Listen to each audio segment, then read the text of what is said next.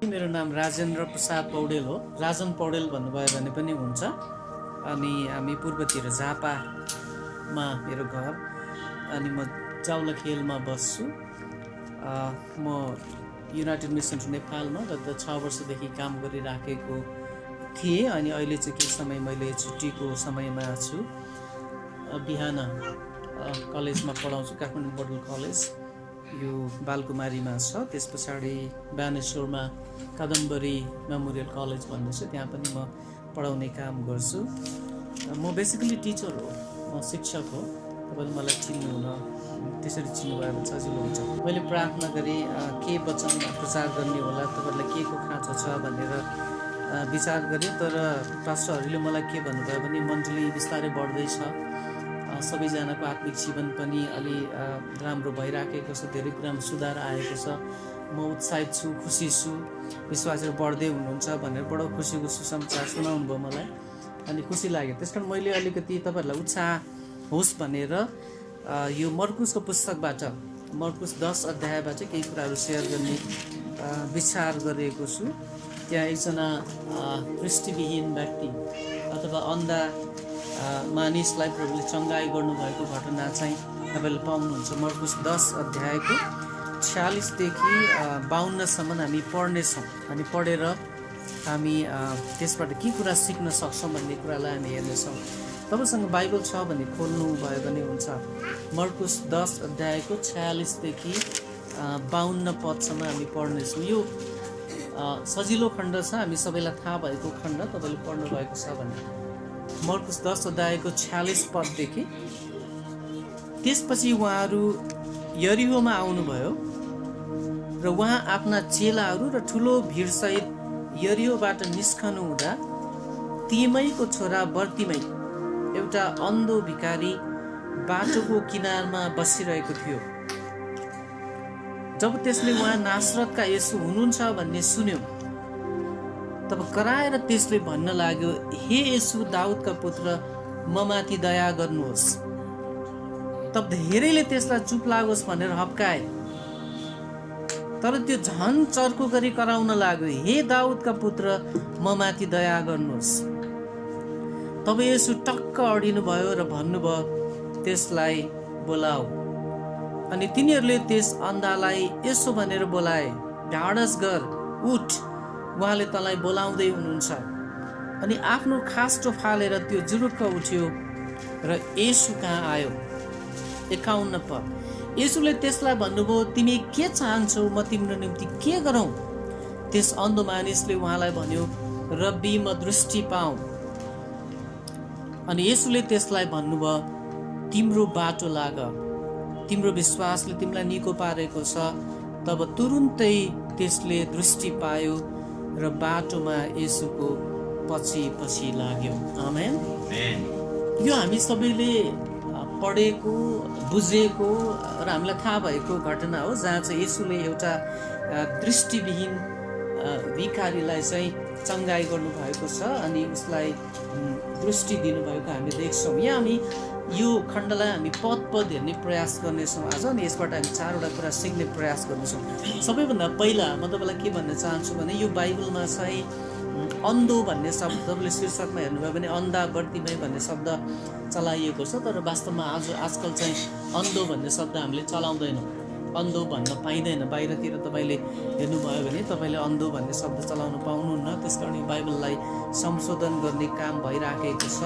अहिले धेरै मानिसहरूले अन्धो हुन्न भनेर दृष्टिविहीन भन्छन्। त्यसकारण हामीले पनि चर्चमा कस्ता किसिमका शब्दहरू चलाउँछौँ भन्ने कुरालाई याद गर्नुपर्छ, किनभने चर्चमा अरू मानिसहरू पनि आएका हुन्छन्, कहिलेकाहीँ बुझ्नलाई आउनुभएको हुन्छ। कति मानिसहरूले, जस्तै हामीले माइक लगाउँदाखेरि यहाँ बाटोमा हिँड्ने मानिसहरूले सुनिराखेका हुन सक्छन्। त्यसकारण हामीले प्रयोग गर्ने शब्दहरू हामीले ख्याल गर्नुपर्छ, कस्तो किसिमको भाषाहरू प्रयोग गर्छौँ भन्ने कुरा हामीले याद गर्नुपर्छ। कहिलेकाहीँ चर्चमा हामी आवेशमा शैतानलाई गाली गर्छौँ, अनि छिमेकीले ओहो यसले त मलाई गाली गर्यो, हामी हिन्दूहरूलाई चाहिँ यिनीहरूले शैतान भन्छन्, क्रिस्चियनहरूले भन्ने कहिलेकाहीँ आरोप लगाएको तपाईँले सुन्नु भएको छ होला। कहिलेकाहीँ हामी अविश्वासी भन्ने शब्द प्रयोग गर्छौँ, कहिलेकाहीँ अक्रिस्चियन भन्ने शब्द प्रयोग गर्छौँ, अन्धविश्वासी भन्ने शब्दहरू प्रयोग गर्छौँ, अन्य जाति भन्ने शब्दहरू प्रयोग गर्छौँ। यी शब्दहरू ठिक छैनन्। त्यसकारण तपाईँले हामीले याद गर्नुपर्ने कुरो अङ्ग्रेजीमा पोलिटिकली इनकरेक्ट ल्याङ्ग्वेज भन्छ। त्यो चाहिँ राजनैतिक दृष्टिकोणले लिगल्ली इनकरेक्ट ल्याङ्ग्वेज, कानुनी दृष्टिकोणले सोसियल्ली इनकरेक्ट ल्याङ्ग्वेज, सामाजिक दृष्टिकोणले प्रयोग गर्न नमिल्ने शब्दहरू हुन्। अब यो बाइबलमा चाहिँ अन्धो भन्ने शब्द छ, यसलाई हामीले परिमार्जन गर्नुपर्छ। त्यसकारण मैले अबको कति मिनट म बोल्छु मलाई थाहा छैन, 30-35 मिनट मैले अन्धो बर्तिमै भन्दिनँ। पहिलो शिक्षा म के भन्छु भने दृष्टिविहीन भन्छु अथवा बर्तिमै मात्रै भन्छु। ठिक छ, बुझ्नुहुन्छ? तपाईँ र हामी बिस्तारै बिस्तारै परिवर्तन हुँदै जानुपर्छ। संसार परिवर्तन भइसकेको हुन्छ, संसारका मान्छे धेरै कुरा बुझेर कहाँ पुगिरहेको हुन्छ, हामी चाहिँ भित्रै हल्लेलुया मात्रै गाएर संसारमा के भइरहेछ भनेर याद गर्दैनौँ। त्यसकारण हामी अन्धो भन्दैनौँ, दृष्टिविहीन भन्छौँ। त्यति मात्रै होइन, आजकल त दृष्टिविहीनबाट पनि अझै पर पुगिसके मान्छेहरू। एकजना साथीले अस्ति के भन्दै हुनुहुन्थ्यो भने हाम्रो पनि दृष्टि छ, हामी दृष्टिविहीन होइन, हामी चाहिँ दृश्यविहीन हो भन्दै हुन्थ्यो। हेर्नुहोस् त, अन्धाबाट हामी भर्खरै दृष्टिविहीनमा पुग्यौँ, उनीहरू दृश्यविहीनमा पुग्छ। दृश्य मात्रै नदेखेको हामी देख्छौँ, हाम्रो पनि दृष्टि हुन्छ, हाम्रो पनि अन्डरस्ट्यान्डिङ छ। त्यसकारण हामी दृष्टिविहीन होइन, दृश्यविहीन हो, पिक्चर मात्रै नदेखेको भन्ने तर्क आइराखेको छ। त्यसकारण तपाईँ हामी पनि शब्दहरूको प्रयोग गर्दा त्यतातिर जानु पर्यो। अब तपाईँ बाइबल हेर्नुहोस्, तपाईँले बाइबल हेर्नुभएको म चाहन्छु। अहिले हामी यो पढ्दै गर्दाखेरि ओके, हामीले एकजना दृष्टिविहीन बर्तिमैलाई यसुले चङ्गाई गर्नुभएको घटना हामी हेर्दैछौँ। 40 पदलाई हामी पढौँ। त्यसपछि म हरेक पद पढ्ने प्रयास गर्नेछु। त्यसपछि उहाँहरू यरियोमा आउनुभयो, यसो यरियो भन्ने ठाउँमा आउनुभयो र उहाँ आफ्ना चेलाहरू र ठुलो भिडसहित यरियोबाट निस्कनु हुँदा तिमैका छोरा बार्तिमै एउटा दृष्टिविहीन भिखारी बाटोको किनारमा बसिरहेको थियो। यसो यरियोमा आइपुग्दाखेरि किनारमा एकजना दृश्यविहीन व्यक्तिसँग भेटघाट हुन्छ। उसको नाम चाहिँ बर्तिमै थियो, उसको बुवाको नाम चाहिँ तिमै थियो। अब तपाईँले काठमाडौँमा पनि देख्नु भएको छ, बाटोमा बसेर भिख माग्ने मान्छेको हैसियत केही पनि हुँदैन। ऊ त्यागिएको मानिस हुन्छ, ऊ कमजोर मानिस हुन्छ, सम्भवतः उसको आफ्ना मान्छेहरू हुँदैनन्, उसको जीवनमा धेरै चुनौतीहरू हुन्छन्, उसलाई मानिसहरूले गाली गर्छन्, ऊ जीवनमा निराश भएको हुन्छ, उसको जीवनमा कुनै पनि आशा हुँदैन, उसले आँखा पनि देख्दैन, दृष्टि छैन, दृश्य छैन, उसँग सम्पत्ति छैन, परिवार छैनन्, आफ्ना मान्छेहरू छैनन्, सम्भवतः धेरै मान्छेहरू त्यागेका छन्। त्यो निराश अवस्थामा भएको मानिस रोडमा सडकमा बसेर उसले मानिसहरूलाई भिख माग्ने काम गरिराखेको छ। यो एउटा दृश्य तपाईँले नाटकीय रूपमा तपाईँले आफ्नो एउटा कल्पनामा तपाईँले एउटा के दृश्य बनाउनुहोस् भने बाटोमा एउटा दृष्टिविहीन मानिस एउटा कपडा ओढेर मागिराखेको छ, पैसा मागिराखेको छ, एउटा निराश मान्छे जसको कोही पनि छैन, सबै मानिसले हेला गरेको मान्छे। भिखारी भनेपछि कसले इज्जत दिन्छ? उसको को हुन्छ? उसँग के हुन्छ? त्यस्तो मानिस चाहिँ बाटोमा बसेर मागिराखेको कुरा तपाईँले कल्पना गर्दै जानुहोस्। अब 47 पद हेर्नुभयो भने हामी अगाडि बढ्छौँ। 47 पदमा तब उसले उहाँ नासरतका येशू हुनुहुन्छ भन्ने सुन्यो। त्यो दृष्टिविहीन बर्तिमैले नासरतको येशू आउँदै हुनुहुन्छ भन्ने कुरो सुन्यो, उसले देख्दैन, उसले देख्न सक्दैन। भिडको हल्ला सुन्न सक्छ, मानिसहरू आउँदैछन् भन्ने कुरा उसले अनुभव गर्न सक्छ, आवाजलाई सुन्न सक्छ, तर उसले देख्न सक्दैन। तब त्यसले उहाँ नासरतका येशू हुनुहुन्छ भन्ने सुन्यो। यो सुनेको चाहिँ मानिसहरूले कुरा गरे, ओहो उहाँ त नासरतको येशू हुनुहुन्छ भन्ने कुरा मानिसहरूले छलफल गरिराखेको सुन्यो। येशूले म नासरतको येशू भन्दै हिँड्नु भएन, तर मानिसहरूले चाहिँ नासरतको येशू यो बाटो भएर जाँदै हुनुहुन्छ भनेर गफ गरिराखेको उसले सुन्यो। अगाडि पढ्नु होला। सुन्ने बित्तिकै तब कराएर त्यसले भन्न लाग्यो, हे येशू दाउदका पुत्र म माथि दया गर्नुहोस्। सुन्ने बित्तिकै ऊ करायो, चिच्यायो र भन्यो, हे येशू दाउदका पुत्र म माथि दया गर्नुहोस्। त्यो इन्भर्टेड कमाभित्र राखिएको शब्दलाई तपाईँले हेर्नु होला। बर्तिमाईले, दृष्टिविहीन बर्तिमाईले सुन्ने बित्तिकै उनले के भने उनकै शब्दमा उनले के भने हे येशू दाउदका पुत्र म माथि दया गर्नुहोस्।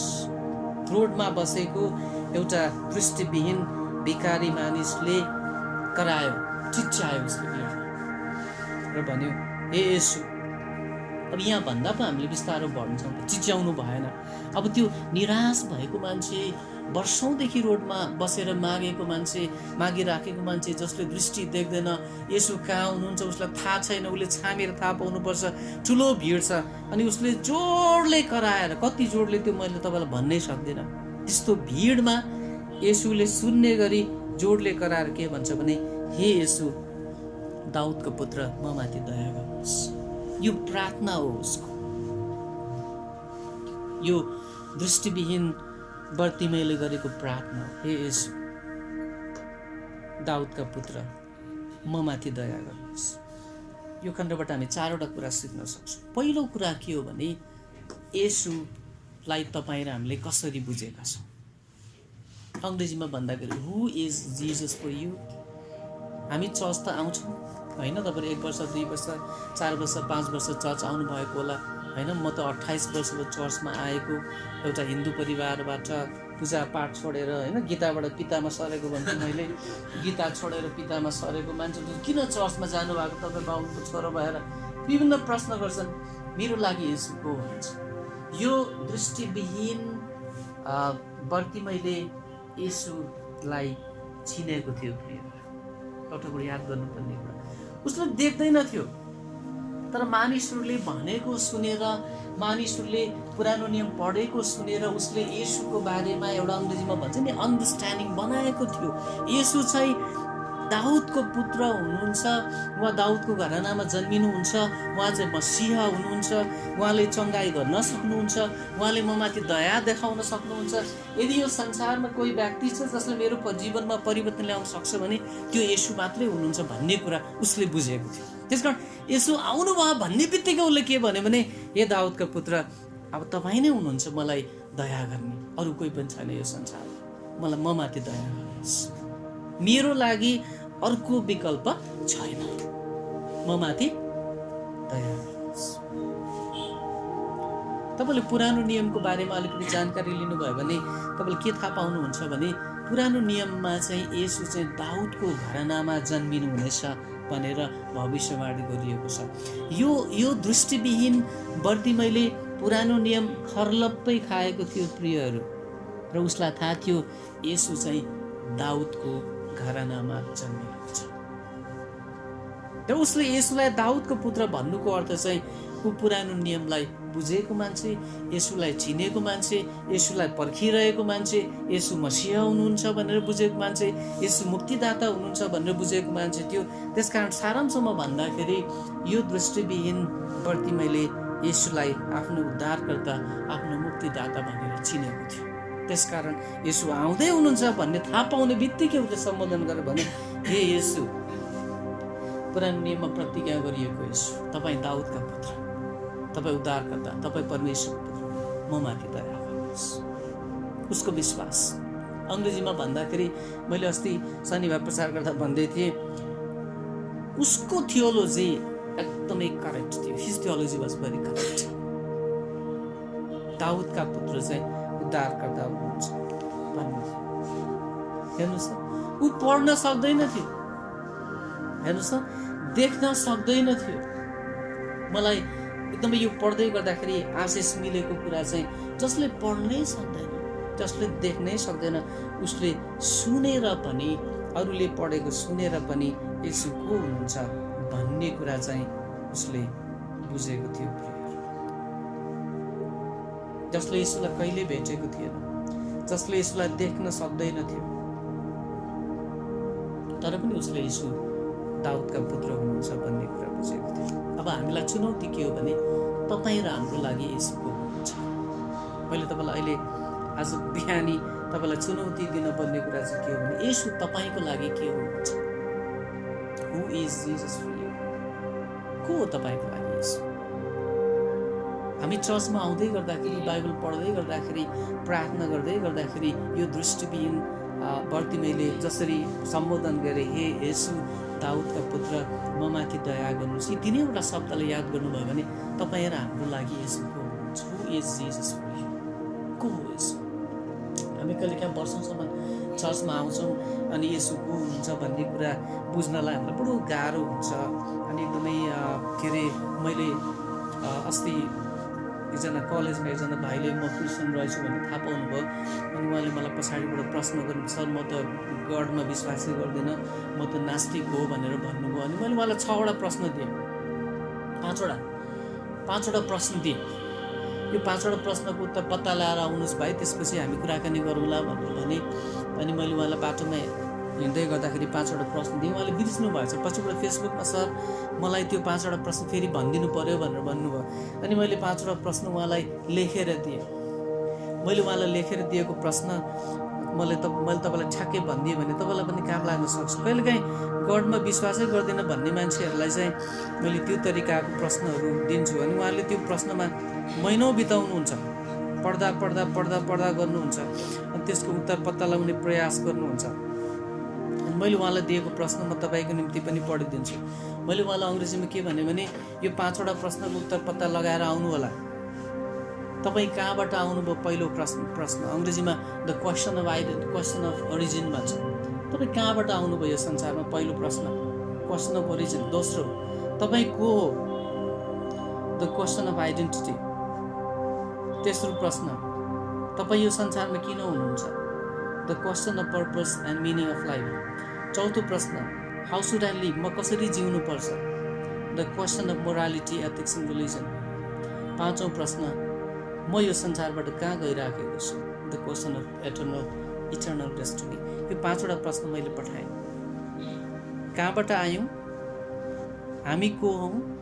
हामी यो संसारमा किन छौँ? हामी कसरी जिउनुपर्छ? र अब हामी कता जाँदैछौँ? यो 5वटा प्रश्नको उत्तर पत्ता लगाएर आउनु होला भाइ, त्यस पछाडि हामी छलफल गरौँला भने। अनि उहाँले मलाई के भन्नुभयो? सर म सक्दो प्रयास गर्छु भन्नुभयो। यो भाइलाई मैले सुसमाचार सुनाउने मौका खोज्दछु। आमेन।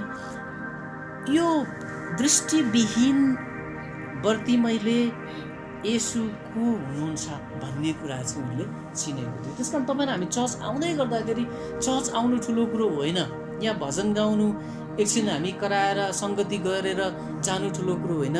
तर ठुलो कुरो चाहिँ के हो भने तपाईँको लागि येशू को हुनुहुन्छ, त्यसलाई पक्रिनु चाहिँ ठुलो कुरा, त्यसलाई बुझ्नु चाहिँ ठुलो कुरा हुन जान्छ। ओके, पहिलो कुरा हामीले यो दृष्टिविहीन बर्तिमैबाट हामीले सिक्ने पहिलो कुरा चाहिँ येशू को हुनुहुन्छ भन्ने कुरा हामीले चिन्नुपर्ने हुन्छ। 48 पद हेर्नु होला। तब धेरैले त्यसलाई चुप लागोस् भनेर अप्काए। 48 पद, धेरैले त्यसलाई चुप लागोस् भनेर अप्काए, तर त्यो झन् चर्को गरी कराउन लाग्यो, हे दाउदका पुत्र म माथि दया गर्नु। अचम्मको कुरा, उसले चाहिँ हे दाउदका पुत्र म माथि दया गर्नुहोस् भनेर भनिराखेको छ।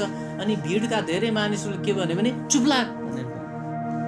दृष्टिविहीन मान्छे होइन, हामी त अन्ध भन्छौँ नि त होइन, ए अन्धा चुप लाग, भिखारी चुप लाग, हाम्रो गुरु जाँदै हुनुहुन्छ बाटोमा, तैँले कराउनु पर्छ।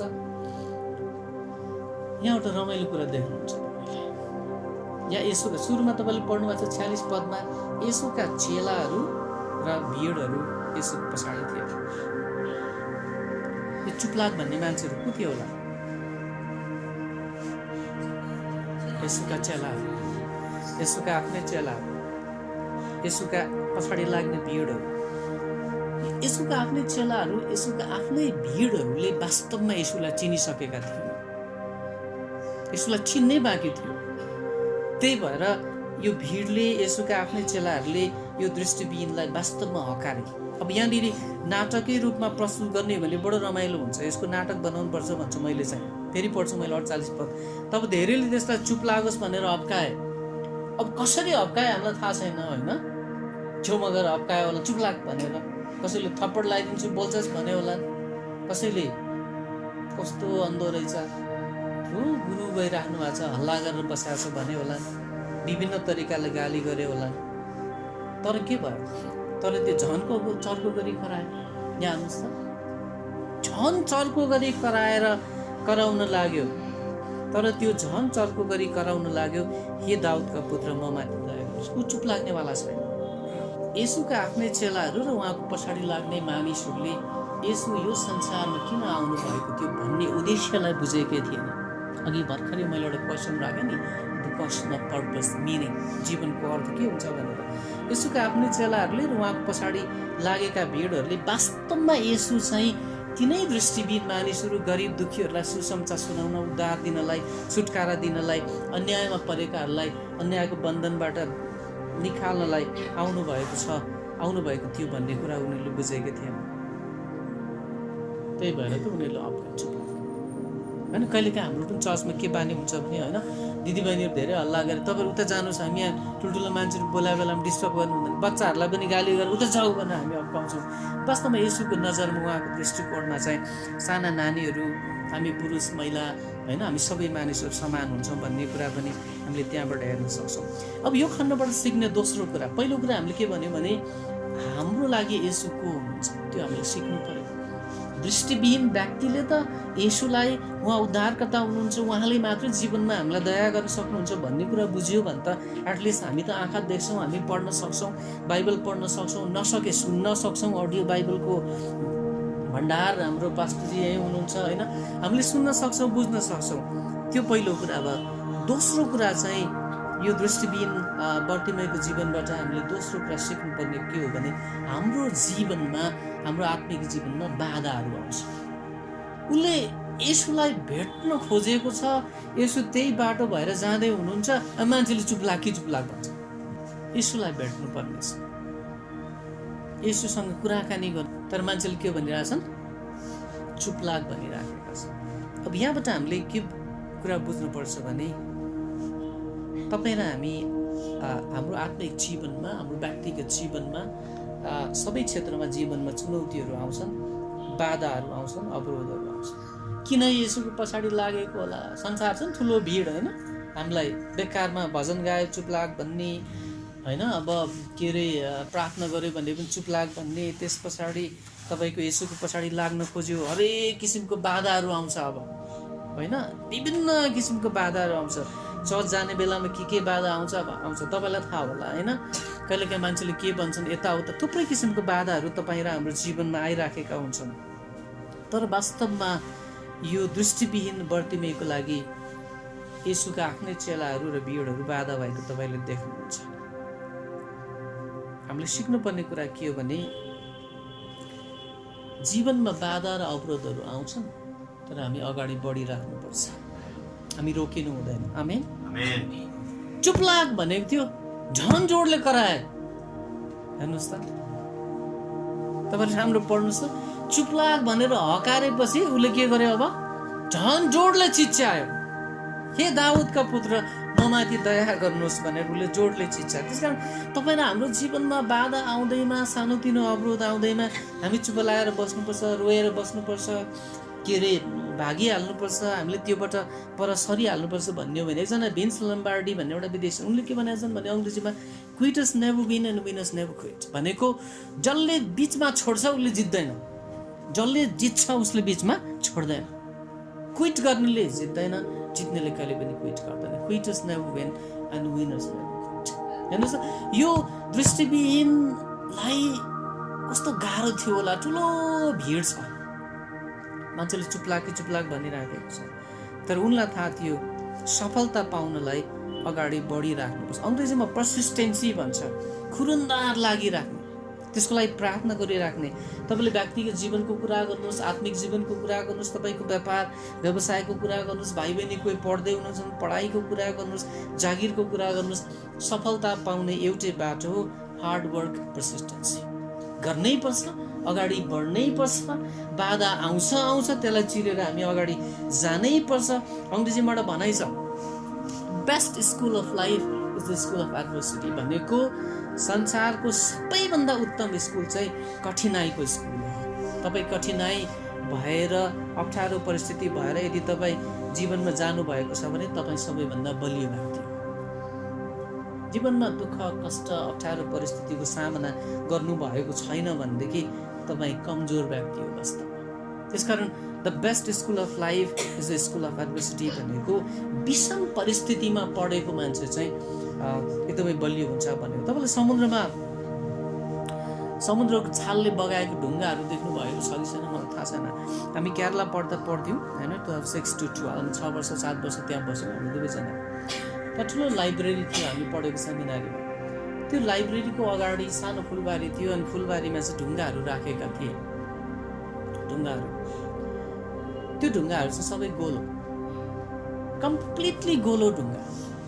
त्यो मार्बल हुन्छ नि गुच्चा, त्यो टाइपको ढुङ्गा थिए, सबै गोलो, यस्तो सुन्दर कि तपाईँ त्यो ढुङ्गालाई खेलाउनुहोस् चलाउनुहोस् होइन, गोजीमा राख्नुहोस् त्यसले केही हानि गर्दैन, घरमा राख्नुहोस् सजाउन सकिन्छ। सुन्दर, एब्सोल्युटली सुन्दर, कति सुन्दर ढुङ्गाहरू। अनि मलाई एउटा प्रश्न आउँथ्यो, यस्तो राम्रो ढुङ्गाहरू चाहिँ कहाँ पाइन्छ होला, कहाँबाट ल्यायो होला नि भन्ने लाग्थ्यो। अनि पछिबाट मैले कुरा बुझेँ, त्यो समुद्रको छालले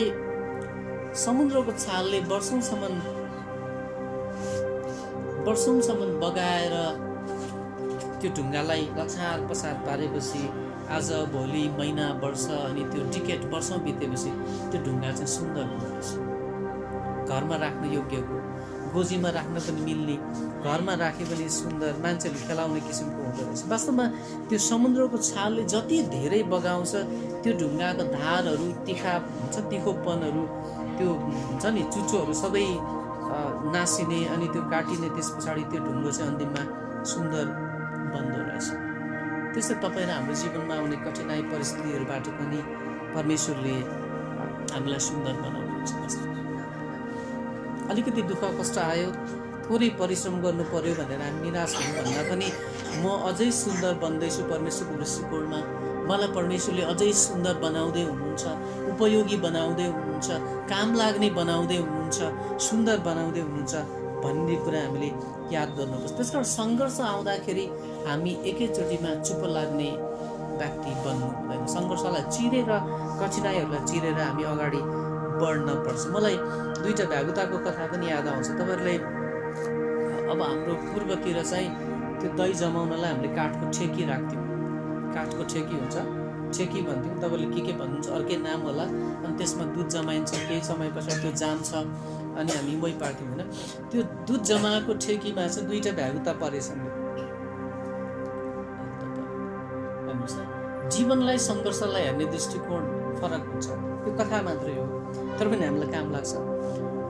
त्यो दुईवटा भ्यागुता त्यहाँ परेपछि अब त्यो दही जामिसकेको थिएन, हल्का हल्का भर्खर जाम्दै थियो।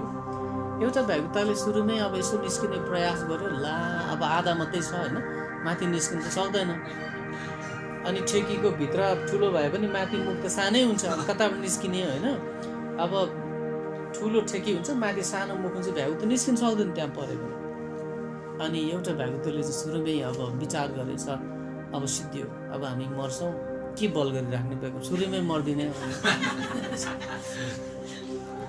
अब अर्को भ्यागुतले चाहिँ म प्रयास गरिरहन्छु नि त, म मेरो अन्तिम सास भइन्जेलसम्म म प्रयास गरिरहन्छु भनेर उसले खुट्टा चलायो, पौडिने प्रयास गर्यो होइन। अनि धेरै समय उसले प्रयास गरेपछि त्यो त आखिर दुध जमाएको थियो होइन, जान्दै थियो, घिउको डल्लो भएछ, नुहाउने घिउ निस्किन्छ तपाईँ थाहा छ। धेरै बेर त्यो चलाएपछि होइन, धेरै बेर चलायो सङ्घर्ष गरेपछि माथिबाट तैरिएर यसो हेरेको होइन, जाम्यो, दहीको तपाईँको घिउको डल्लो भयो। अनि त्यो बिस्तारै त्यो डल्लामाथि चढ्यो, घिउमाथि चढ्यो, भ्यागुता तैर्यो, त्यसपछि खुट्ट निस्केर बाहिर आयो। तपाईँ र हाम्रो जीवनमा कहिलेकाहीँ समस्या आउँदाखेरि, दुःख कष्ट आउँदाखेरि, आफ्ना मानिसहरूले हामीलाई त्याग्दाखेरि, हामीले सोचेको जस्तो हाम्रो व्यापार व्यवसाय, हाम्रो जिन्दगी नचल्दा हामी सुरुमै निराश हुन्छौँ, हताश हुन्छौँ, हामी छोडिदिन्छौँ। यो दृष्टिबिन गर्थेँ मैले, सुरु नै छोड्न सक्थ्यो। चुप लाग भनेपछि उसले नहुने रहेछ, यत्रो भिडमा मैले कराएर केही हुनेवाला छैन भनेर उसले सुरुमै छोड्न सक्थ्यो, तर ऊ छोड्नेवाला छैन। चुप लाग भने झन् कराउँछ, चुप लाग भने झन् कराउँछ। तपाईँ र हाम्रो जीवनमा आउने परिस्थितिको सामना गर्दाखेरि, तपाईँलाई कुनै दुःख कष्टको समस्या आउँदाखेरि, अवरोधहरू आउँदाखेरि तपाईँ अझै बलियो भएर प्रस्तुत हुनुपर्छ, अझै बलियो भएर प्रस्तुत हुनुपर्छ। आमेन। अझै बलियो भएर हामी प्रस्तुत हुनुपर्छ। मलाई दुईजना बच्चाहरू स्कुल जाँदाखेरि स्कुल ढिलो भएर गरेको प्रार्थनाको याद आउँछ। मैले धेरै ठाउँ सेयर गर्छु। दुईवटा साना केटाहरू स्कुल जाँदै थिए, विश्वासीहरू रहेछन्, यसलाई विश्वास गर्ने मानिसहरू। स्कुल ढिलो भयो अनि दाइजोले भनेपछि ला अब स्कुल ढिलो भयो, टिचरले नि पिट्छ स्कुलमा होइन, अब सजाय हुन्छ, सो हामी घुँडा टेकेर प्रार्थना गरौँ भनेर दाइले भन्नुभएको छ। अनि भाइचोले भनेछ घुँडा टेकेर प्रार्थना गर्ने होइन, हामी दौडिँदै प्रार्थना के गर्ने? तपाईँ र हामी व्यवहारिक हुन सिक्नु पर्यो। स्कुल ढिलो भयो, दाइले के भन्छ? घुँडा टेकेर प्रार्थना गर्नु। मूर्ख विश्वासी।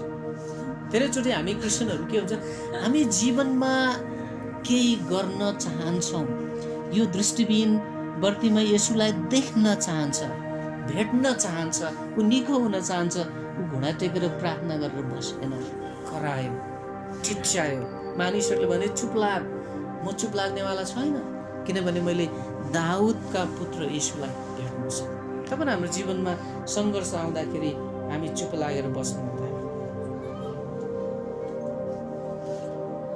49 पदलाई 49 पदमा होइन जोडले करायो। 49 पदमा तब येशू टक्क अडिनु भयो। कस्तो राम्रो शब्द छ है नेपाली शब्द, टक्क अडिनु भयो, टक्क अडिनु भयो। अब यो टक्क भनेको चाहिँ अङ्ग्रेजीमा के छ भने चेक गर्नुपर्ने छ, मैले आज बिहान गरिनँ।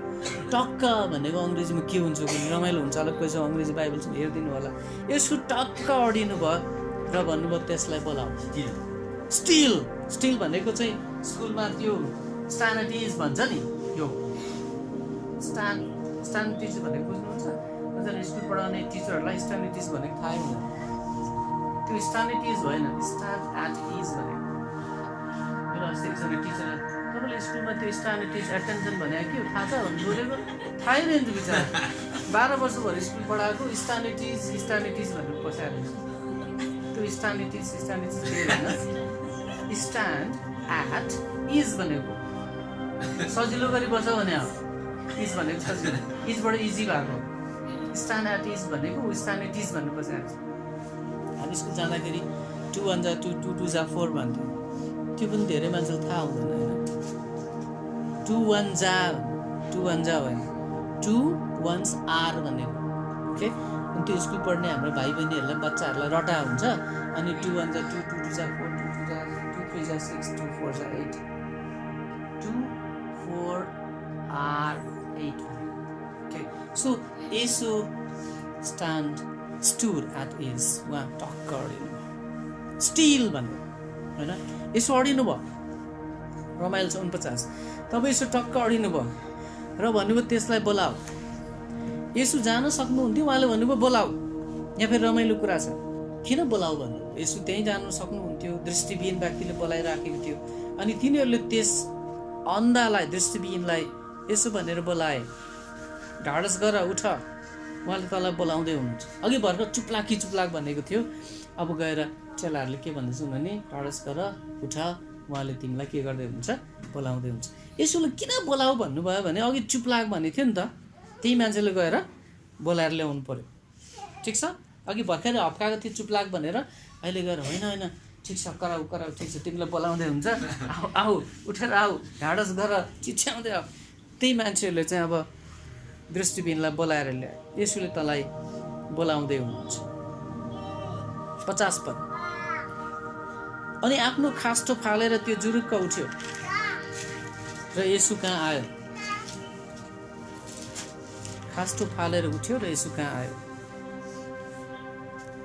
धेरैचोटि यो खास्टो फालेर उठ्यो भन्दाखेरि धेरै पास्टर प्रचारकहरूले के प्रचार गर्छन् भने उसले खास्टो फाल्यो, हालेलुया, हामीले पनि जिन्दगी सबै फाल्नुपर्छ, व्यापार बिजनेस आफन्त सबै त्याग्नुपर्छ, पढाइ लेखाइ त्याग्नुपर्छ, ती सबै अवरोधहरू हुन्, संसार छोड्नुपर्छ भन्छन्। त्यो चाहिँ झुटा शिक्षा हो।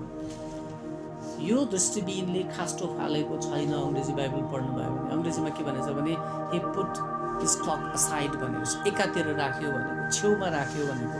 ग्रिक बाइबलतिर जानुभयो भने उसले खास्टो फालेकै होइन, खास्टोलाई पन्छाएको मात्रै हो। त्यो कहिलेकाहीँ बाइबललाई हामीले ठिकसँग पढेनौँ भनेदेखि जेलाई पनि हामी आत्मिकीकरण गरिदिन्छौँ, स्पिरिचुलाइज गर्छौँ। वास्तवमा उसले खास्टोलाई एकातिर पन्छायो, उठ्यो र यसु कहाँ आयो। अब 51 पद हामी हेरौँ। यसुले त्यसलाई भन्नुभयो तिमी के चाहन्छौ, म तिम्रो निम्ति के गरौँ। फेरि यसु पनि अचम्मकै व्यक्ति हुनुहुन्छ। अब दृष्टिविहीन व्यक्तिलाई अगाडि ल्याइएको छ होइन, उसले चाहिँ हे दाउदको पुत्र म माथि दया गर्नुहोस् भनेर कराइराखेको छ, एउटा भिखारी हो। अब येशूले फेरि उल्टै सोध्नुहुन्छ, छेउमा आएपछि सोध्नुहुन्छ, तिमी के चाहन्छौ म तिम्रो निम्ति के गरिदिउँ भनेर सोध्नुहुन्छ। किन सोध्नु भएको होला? यसलाई थाहा थिएन दृष्टिविहीन हो, ऊ भिखारी हो भन्ने थाहा थिएन। यसुले केही रुपियाँ पैसा दिन सक्नुहुन्थ्यो, खानेकुराहरू दिन सक्नुहुन्थ्यो, अथवा ऊ दृष्टिविहीन हो उसलाई चङ्गाई गर्न सक्नुहुन्थ्यो। तर यसुले सोध्नुहुन्छ, नसोधिकन दिने चलन छैन यसो, ठिक छ? यस्तो हुन्छ, नसोधिकन जबरजस्ती यसुले दिनेवाला माग्नु पर्यो। के चाहिएको छ, तिमी के चाहन्छौ भनेर सोध्नु। ल उठा, तिमी धेरै हल्ला गऱ्यौ होइन, तिमीलाई म चङ्गाई गरिदिन्छु, गइहाल्छु भन्नु भएन।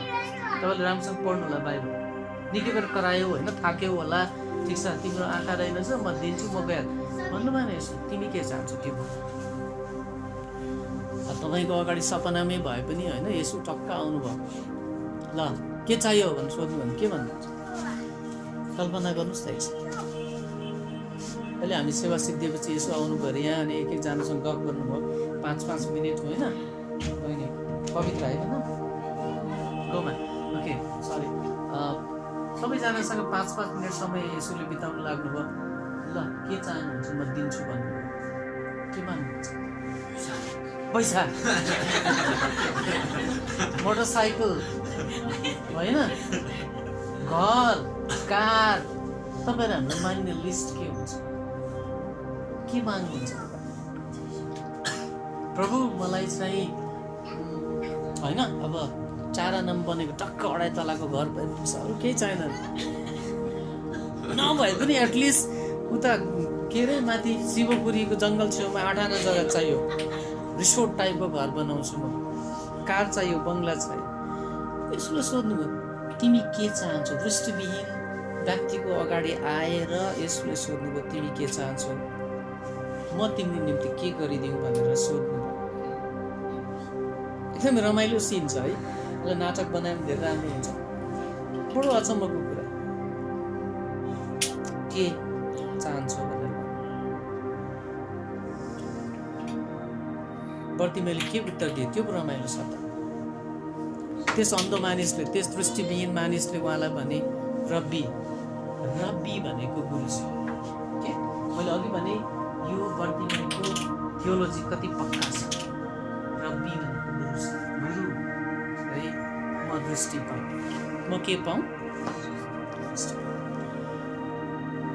अब रोडमा बसेर मान्ने भिखारीले 2-4 पैसा माग्न सक्थ्यो, 200-400 दिनार माग्न सक्थ्यो, मलाई खान लाउन पुग्ने गरी सम्पत्ति दिनुहोस् गुरुजी भन्न सक्थ्यो उसले होइन। तर उसले के माग्दैछ भने रब्बी मलाई दृष्टि दिनुहोस्। अङ्ग्रेजीमा आई वान्ट टु सी भनेको छ।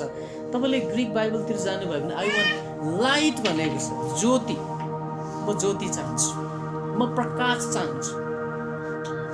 अझै तपाईँले त्यो ग्रिक बाइबलतिर पढ्दै जानु बडो रमाइलो कुरा छ यहाँनिर। उसले वास्तवमा के भनिराखेको छ भने म दृष्टि चाहन्छु, म तपाईँको ज्योति चाहन्छु, म तपाईँलाई देख्न चाहन्छु भनेर भनिराखेको छ। मैले तपाईँलाई यहाँ तेस्रो कुरा चुनौती दिनपर्ने तेस्रो कुरा के हो भने तपाईँ र हाम्रो प्रार्थनाको लिस्टमा के छ? हामी के माग्छौँ? तपाईँको प्रार्थनाको लिस्ट त पक्कै छ होइन। कहिलेका साथीहरूले फेसबुकमा मेरो टाउको दिएछ प्रार्थना गरिदिनुहोस् भनेर पठाउनुहुन्छ, मैले खोल्दा हर्दा उता निको भइसकेको हुन्छ। हामी टाउको दुखेको प्रार्थना गर्छौँ, कहिले पेट दुखेको प्रार्थना गर्छौँ, रुपियाँ पैसाको लागि प्रार्थना गर्छौँ। तर प्रभुसँग हामी प्रार्थना गर्दाखेरि यस्तो चिज मागौँ जसले तपाईँ र हाम्रो जीवनको सम्पूर्ण समस्याहरू समाधान हुन्छ। तपाईँ हाम्रो प्रार्थनाको लिस्टलाई हामीले रिभाइज गर्नुपर्छ। प्रभु मलाई प्रकाश दिनुहोस्, हाम्रो प्रार्थना। प्रभु मलाई ज्ञान दिनुहोस्, हाम्रो प्रार्थना।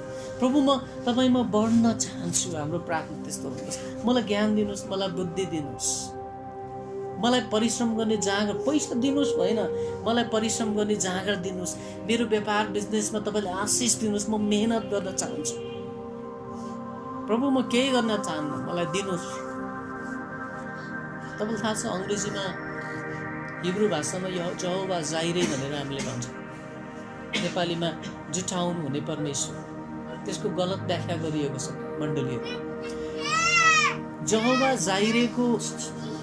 यहोवा इरे पनि भन्छौँ हामी नेपालीमा पढ्दाखेरि। यहोवा इरेको वास्तविक अर्थ चाहिँ जुटाउनु हुने परमेश्वर भन्नुभन्दा पनि देख्नु हुने परमेश्वर भन्ने हुन्छ। अङ्ग्रेजीमा यु विल सी भन्ने हुन्छ, यु विल बी सिन भन्ने हुन्छ। त्यसकारण हामीलाई के भयो भने परमेश्वरले जुटाउनुहुन्छ अनि हामीले परिश्रम गर्नु पर्दैन, मेहनत गर्नु पर्दैन भन्ने किसिमको शिक्षाहरू हामीलाई दिइयो। तर हामीले यहाँबाट सिक्नुपर्ने कुरा के हो भने उहाँले हेर्नुहुन्छ, परिश्रम चाहिँ हामीले गर्नुपर्छ। ओके, त्यो हामीले धेरै याद गर्नुपर्ने कुरा छ। सो त्यस कारण हामीले सही कुराहरू मागौँ, हाम्रो प्रार्थनाको लिस्टहरू एकदमै हामीले रिभाइज गरौँ, मण्डली वृद्धि होस् भनेर प्रार्थना गरौँ, देशको शान्ति सुव्यवस्थाको लागि प्रार्थना गरौँ। मण्डलीमा भएर मैले अघि पशुहरूलाई भने 5-7 जना सानो नानीहरू हुँदो रहेछ। हामी अब यस्तो प्रार्थना गरौँ कि हाम्रो चर्चमा भएका यी साना नानीहरू जो जवान भाइ बहिनीहरू हुन्छ, जो पढ्दै हुनुहुन्छ, उहाँहरू पढेर हाम्रो देशलाई परिवर्तन ल्याउने व्यक्तिहरू बन्नेछ। तपाईँले प्रार्थना गर्दाखेरि अबको 10 वर्ष पछाडि, 5 वर्ष पछाडि, 10 वर्ष पछाडि, 15 वर्ष पछाडि, 20 वर्ष पछाडि, 30 वर्ष पछाडि तपाईँको मण्डली कहाँ पुर्याउन चाहनुहुन्छ? तपाईँ कहाँ पुग्न चाहनुहुन्छ? तपाईँका यी नानीहरू छन् नि अहिले 1.5-2 वर्षका नानीहरू, अब 20-22 वर्ष 25 वर्ष पछाडि तपाईँले उनीहरूलाई के बनाउन चाहनुहुन्छ? तपाईँको मण्डली कस्तो भएको चाहनुहुन्छ? त्यसको लागि चाहिँ प्रार्थना गर्नुपर्छ। ठिक छ, बुझ्दै हुनुहुन्छ? त्यसको लागि प्रार्थना गर्नुपर्छ।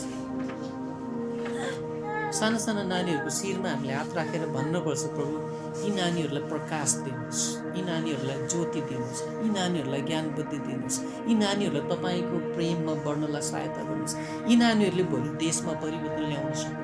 हामी भन्छौँ नि, हामी गनगन गर्छौँ उता पनि भ्रष्टाचार छ, उता पनि भ्रष्टाचार छ, सबैतिर समस्या छ होइन। मैले एउटा कविता पनि लेखेको थिएँ, धर्म भेटियो कर्म भेटिएन भनेर। अनि सबैतिर भ्रष्टाचार छ, के छ समस्या छ। तपाईँहरू हामी सुधार गर्न चाहन्छौँ भने हाम्रो प्रार्थना के हुनु पर्यो भने प्रभु हाम्रो चर्चका भाइ बहिनीहरू, यी नानीहरूको लागि हामी प्रार्थना गर्छौँ, जो पढ्दै हुनुहुन्छ उहाँहरूको लागि हामी प्रार्थना गर्छौँ, देशभरिका हाम्रो इसाई समुदायको लागि हामी प्रार्थना गर्छौँ। मैले आजकल जवान भाइ बहिनीहरूलाई के भन्न थालेको छु भने तपाईँ प्रार्थना गर्नुहोस्, तयारी गर्नुहोस् लोकसेवा आयोग।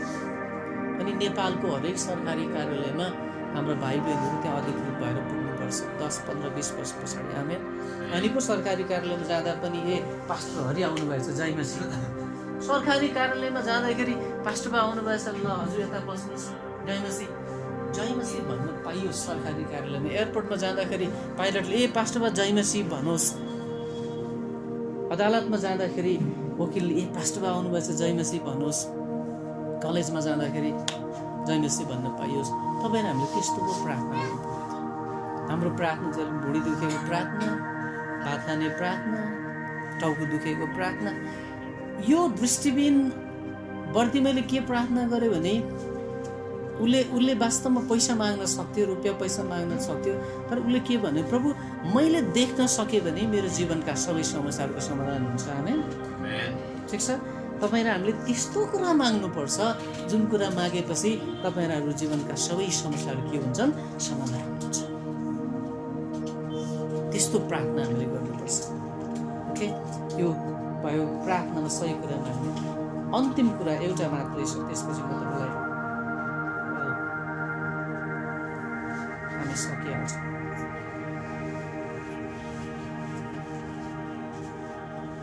बाउन्न पद।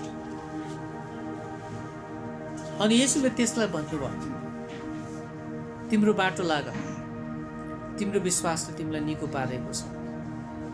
तब तुरुन्तै त्यसले दृष्टि पायो र बाटोमा यसुको पछि लाग्यो। तिम्रो बाटो लाग, तिमी घर जाऊ भन्नुभएको थियो यसुले त्यो दृष्टिबिनलाई, तर ऊ नमानेर यसुको पछि लाग्यो। यहाँनिर यसुले के भन्नुभयो भने, अनि यसुले त्यसलाई भन्नुभयो, तिम्रो बाटो लाग, तिम्रो विश्वासले तिमीलाई निको पारेको छ। केले निको पारेको छ? विश्वास। दुईटा कुरा बराबरी हुनुपर्छ। तपाईँको अन्डरस्ट्यान्डिङ, तपाईँको कन्भिक्सन, तपाईँको बुझाइ एकातिर, नलेज यहाँ हुन्छ नलेज। सेकेन्ड हाम्रो विश्वास यहाँ हुन्छ। यहाँ विश्वास हुँदैन, यहाँ चाहिँ नलेज हुन्छ, इन्फर्मेसन हुन्छ। तपाईँले केही बिर्सिनु भयो भने कहाँ ठटाउनुहुन्छ, यहाँ के बिर्स्यो भन्नुहुन्छ कि तेरिको के बिर्स्यो भन्नुहुन्छ। तपाईँको समझ यहाँ हुन्छ के तपाईँको नलेज यहाँनिर हुन्छ अनि बिर्स्यो भने के थियो यस प्रभु म तपाईँलाई प्रेम गर्छु भन्दाखेरि यसो गर्नु न तपाईँले प्रभु म तपाईँलाई के गर्छु प्रेम गर्छु म विश्वास गर्छु यो माइन्ड हाम्रो समझ हाम्रो त्यो अङ्ग्रेजीमा कग्निटिभ फ्याकल्टी भन्छ तपाईँको बुझाइ अघि भर्खरै मैले के भने त्यो दृष्टिबिनप्रति मैले येशूलाई दाउदका पुत्र उद्धारकर्ता दया देखाउनु हुने परमेश्वरको पुत्रको रूपमा उसले बुझेको थियो तर त्यतिमा मात्रै ऊ सीमित थिएन उसको यहाँनिर विश्वास पनि थियो कि उहाँले चाहिँ मलाई के गर्नुहुन्छ चङ्गाई गर्नुहुन्छ त्यो देखेर येशूले के भन्नुभयो भने तिमीले मलाई दाउदका पुत्र भनेर बुझ्यौ विश्वास गर्यौ फाइन तिमीले तिम्रोमा विश्वास पनि छ यसले निको पारेको होइन यसले बुझेको मात्रै निको पारेको केले विश्वास त्यसकारण येशूले के भन्नुभयो भने तिम्रो हृदयमा भएको विश्वासले तिमी के भयो निको भयो यहाँ भएको ज्ञानले हामी येशूलाई पुकार्न सक्छौँ यहाँनिर याद गर्नु होला यो ज्ञान चाहिँ फेरि शैतानसँग पनि छ शैतानले येशूलाई चिन्छ शैतान येशू दाउदका पुत्र हुनुहुन्छ भन्ने पनि थाहा छ शैतानलाई परमेश्वर हुनुहुन्छ भन्ने पनि थाहा छ तर उसले चाहिँ परमेश्वरले चङ्गाई गर्नुभएको चाहिँ चाहँदैन त्यसकारण फरक के छ भने नलेजले मात्रै हुँदैन हाम्रो विश्वास पनि हुनु पर्यो यो दुवै कुरा मिलेपछि के हुन्छ भने चङ्गाई हुन्छ अनि येशूले भन्नुभयो तिम्रो विश्वासले तिमी निको भयो मैले निको पारेँ भन्नु भएन त्यो येशूले बाइबललाई ठिकसँग पढ्नुपर्छ मैले तिमीलाई निको पारिदिएँ भन्नु भएन यसले तिमीलाई मैले आँखा हालिदिन्छु भन्नु भएन तिम्रो विश्वासले तिमी निको भयो आमेन चारवटा कुरा मैले सिद्ध्याएँ पहिलो कुरा येशू हाम्रो लागि को हुनुहुन्छ हाम्रो थियोलोजी हाम्रो बुझाइ यसलाई हामीले गहिरो पराकिलो बनाउँदै लानु पर्यो